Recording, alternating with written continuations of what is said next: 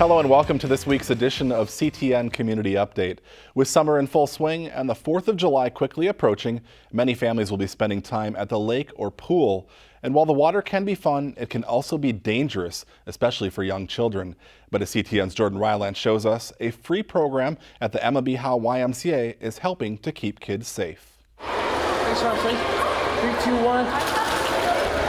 The YMCA's Safety Around Water program focuses on life-saving skills to keep kids safe when swimming.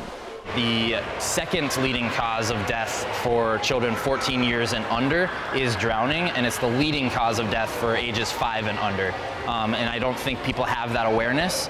Joanne Fulmer has 7 children, ages 7 and under. The Safety Around Water program has given her peace of mind when she takes her kids to the cabin. With these two now, I don't have to worry so much because I know that they can do it. They can tread water. They can float on their front, float on their back. They can manage to splash their way into shore. Each year, the YMCA reaches over 4,000 Minnesotans through the Safety Around Water program. And thanks to partnerships, the program is free of charge, so everyone has the opportunity to access life-saving lessons and skills. Giving them those tools and resources of understanding here's how you can stay safe and in and around the water from a very early age will set them for much more success down the road and ultimately create much safer environments. Instructors like O'Neill make swimming safety fun, teaching kids to respect the water while instilling lifelong skills to even the most timid of swimmers. They play with them in the pool, they make it fun for them, they tell them they can do it, and they give them the confidence to do it. It's been amazing. For CTN Community Update, Go, go, go. Nice work, bud. I'm Jordan Rylands. If you're interested in learning more about the YMCA's Safety Around Water program, just head to our website, ctncoonrapids.com, for a link. Public safety officials are also urging people to use caution around fireworks and make sure children are supervised. On average, there are 73 hospital visits in Minnesota each year due to fireworks injuries. Approximately 40% of those involve children. Also, more than 30% of injuries are from sparklers. Remember, it is illegal in Minnesota to use fireworks that explode or shoot into the air. Sparklers, fountains, ground spinners, and snappers are legal. July is here, and that means it's time for the annual 4th of July celebration in Coon Rapids. This year's festivities run from July 2nd through the 4th. The celebration officially kicks off Sunday morning on the right foot with a race. The Firecracker 5K returns for its second year after a very successful inaugural year in 2016. So much so, the event has added a 10K as well as a kids sparkler dash.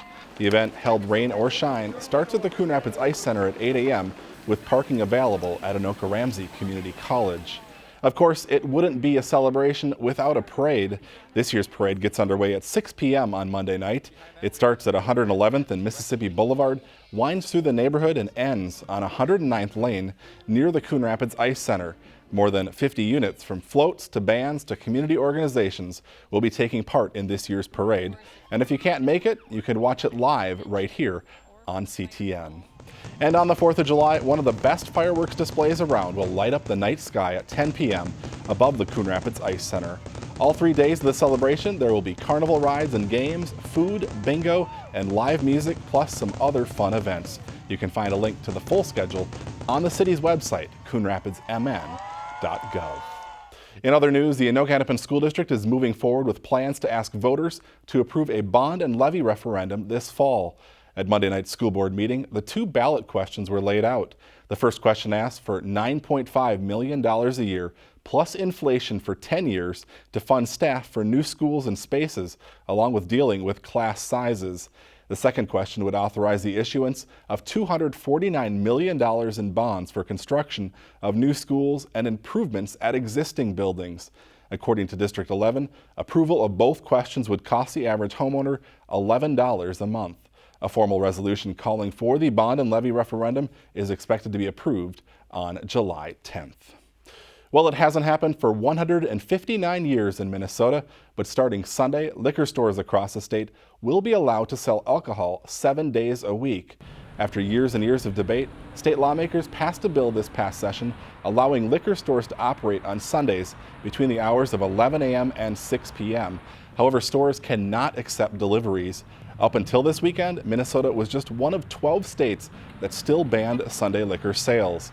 Cities across Minnesota still have the authority to ban Sunday sales, but the Coon Rapids City Council voted in May to amend the city code to mirror the new state law.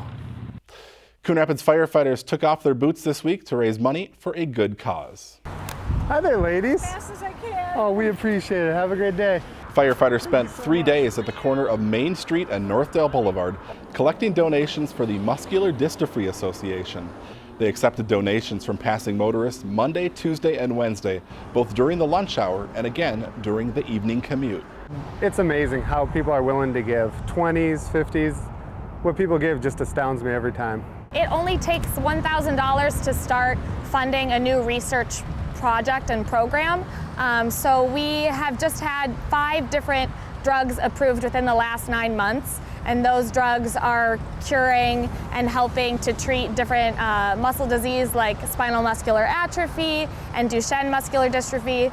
So the more research programs and projects that we have ongoing, the greater chance we have at developing new treatments and cures. Over the course of 3 days, Coon Rapids firefighters raised an estimated $30,000. The International Association of Firefighters has supported MDA through the Fill the Boot program for more than 60 years. Music lovers converged on the Coon Rapids Dam Thursday night for a little polka music.